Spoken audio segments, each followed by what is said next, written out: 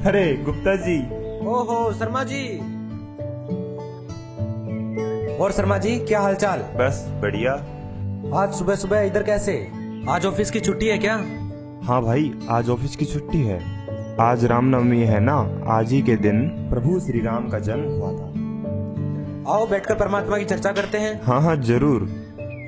आओ गुप्ता जी बैठो। अच्छा शर्मा जी एक बात बताओ, आप वेदों और गीता जी को सच मानते हो?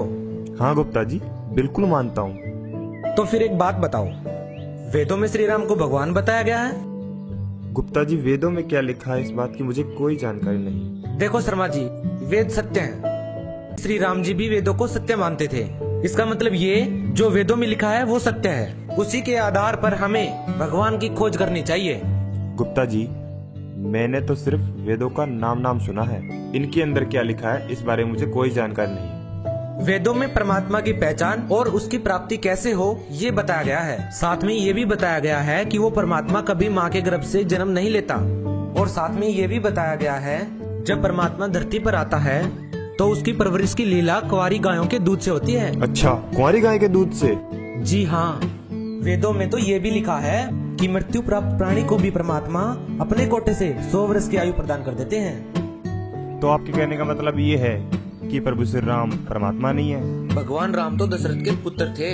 वो भगवान तो हैं, पर 3 लोक के स्वामी हैं। और इनके पिताजी तो 21 ब्रह्मांड के स्वामी हैं। और शर्मा जी, जो पूर्ण परमात्मा है वही असंख्य ब्रह्मांड के स्वामी हैं। अरे वाह, आपने तो बड़ी कमाल की बात बताई है। ये तो संत रामपाल जी महाराज जी की दया है, जो वेदों के गूढ़ रहस्यों को सरल भाषा में समझाकर अपनी पुस्तक के माध्यम से घर घर पहुंचाया है। फिर तो गुप्ता जी ये पुस्तक मुझे भी चाहिए। हाँ हाँ बिल्कुल, क्यों नहीं, लीजिए अवश्य पढ़िए इस पुस्तक को और जानिए पूर्ण परमात्मा की पूरी जानकारी पुस्तक के माध्यम से। धन्यवाद। अब ये ब्रह्मा विष्णु महेश कितने सुखी हैं। श्री विष्णु जी के अवतार श्री कृष्ण जी, श्री रामचंद्र जी। श्री रामचंद्र के रूप में राजा दशरथ के घर जन्म जब श्री विष्णु जी का हुआ, युवा हुए, युवा होते विवाह हुआ, विवाह होते ही वनवास हुआ, वनवास से सीता का हरण हुआ, यानी उसकी पत्नी का रावण उठा ले गया। और फिर रावण के साथ युद्ध हुआ, पुण्यात्माओं करोड़ों व्यक्ति मारे गए वहां पर। तब सीता की वापसी हुई। वापसी आने पर बड़ी खुशी मनाई, नगरी में दीप जलाए गए घी के। सीता के वापस, श्री राम के वापस आने पर, सीता लौटा लाने पर, और कुछ दिनों के बाद सीता जी का निष्कासन कर दिया श्री रामचंद्र जी ने स्वयं ही। किस बात पर के एक धोबी ने व्यंग कस दिया। वो अपनी पत्नी को धमका रहा था रात्रि के समय। वो किसी उस आपस में कहा सुनी होने से उस धोबी की पत्नी घर से बाहर चली गई थी कहीं अपने रिश्तेदारी में। फिर वो वापस लेकर आया तो उसको धमका रहा था कि मैं तुझे घर नहीं रखूंगा, तू 3 दिन कहाँ रही। मैं दशरथ के पुत्र जैसा नहीं हूं जो वहां पर 12 वर्ष तक रावण के पास रही, उसको फिर घर ले आया। उधर से श्री रामचंद्र जी राजा थे अयोध्या के। पहले राजा लोग अपनी प्रजा के दुख सुखों को स्वयं ही जाना करते थे। रात्रि के अंदर वेश बदल कर घूमा करते थे।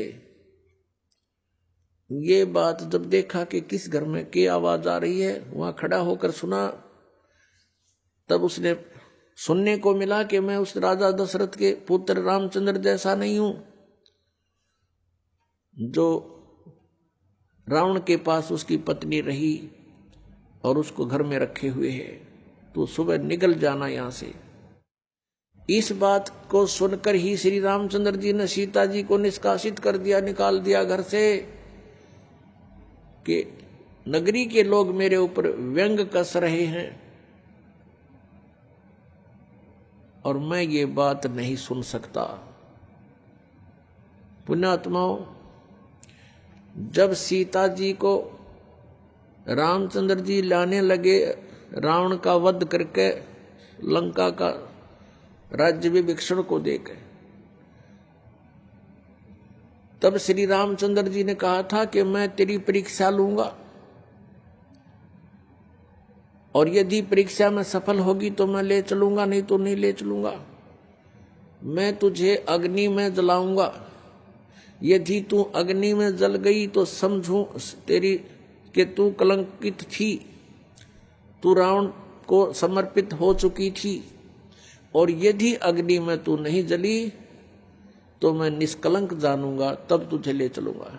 ऐसा ही किया गया, सीता को अग्नि में बैठा दिया और हजारों की संख्या में दर्शक थे, सीता जी नहीं जली और सब ने कहा कि भगवान निष्कलंक है, माई निष्कलंक है।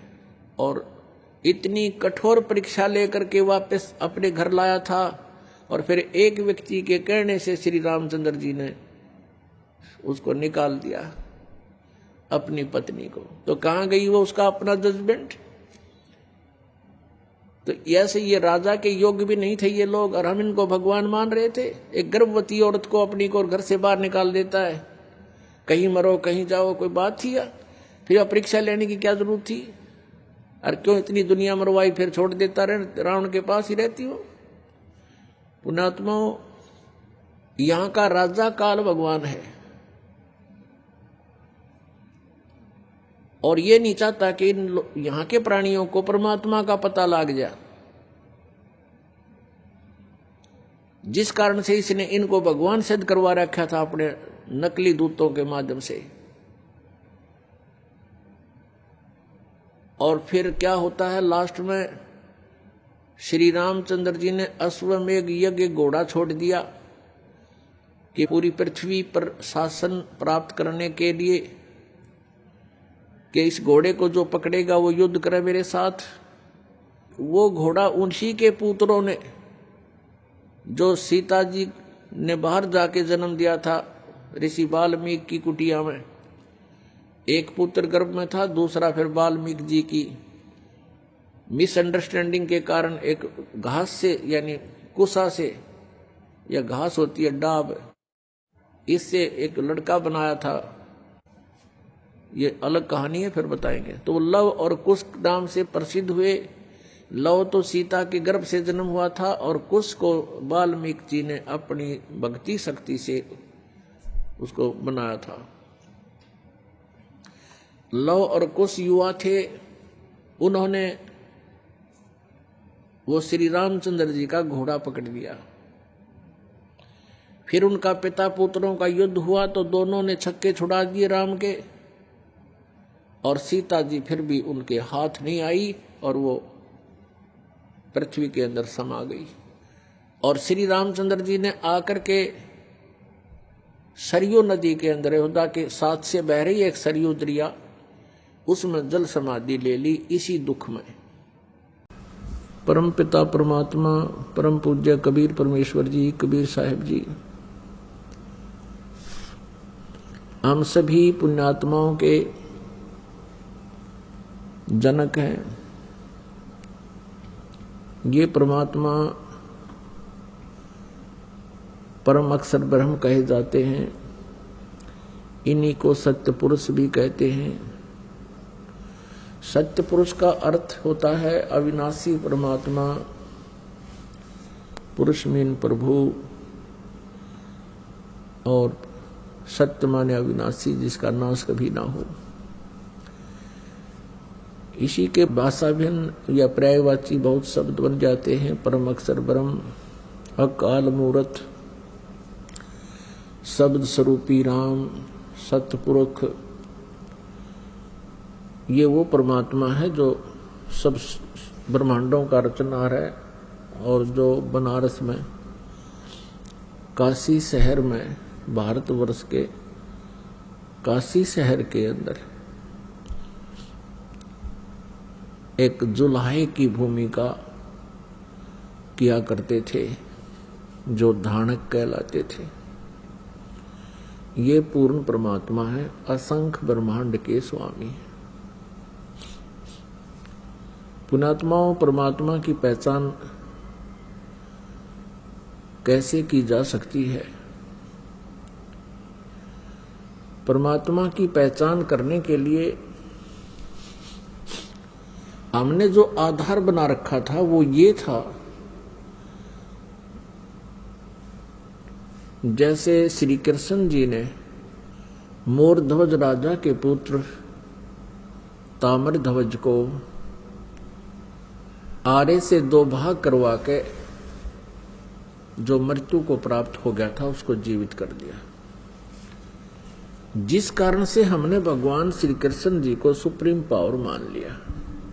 इसको कहते हैं चमत्कार परिचय, पर्चा बोलते हैं इसको, पर्चा, परिचय भी शुद्ध हिंदी में परिचय कहते हैं, यानी पहचान प्रभु की। उन परिचयों में जो लक्षणों में से एक ये भी है कि परमात्मा मुर्दे को जीवित कर सकता है, और दूसरा ये भी है परमात्मा जीव की आयु भी बढ़ा देता है।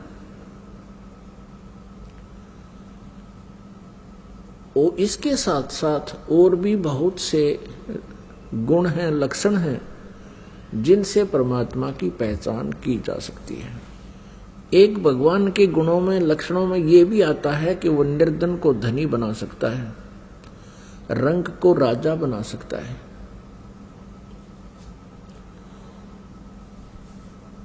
और एक ये भी पहचान है कि उसके विषय में हमारे सदग्रंथों में लिखा हुआ है। परमात्मा के गुणों की जानकारी हमारे पवित्र सदग्रंथ भी बताते हैं। जिस परमेश्वर के लक्षण, जिस परमेश्वर के सर्वचिन्ह इन सभी बातों पर खरे उतरते हैं, सभी पॉइंटों पर, सभी केंद्रों पर, वो परमात्मा है, वो परमेश्वर है। इसके पहचानने के लिए हमने बहुत सा सहयोग लेना होगा। जैसे हमारे पवित्र सदग्रंथ जो बताते हैं भगवान के गुणों की जानकारी, वो हमारे लिए स्वीकार्य होगी, होनी चाहिए और होगी, क्योंकि भगवान की जानकारी हमें सदग्रंथों से ही प्राप्त हुई है।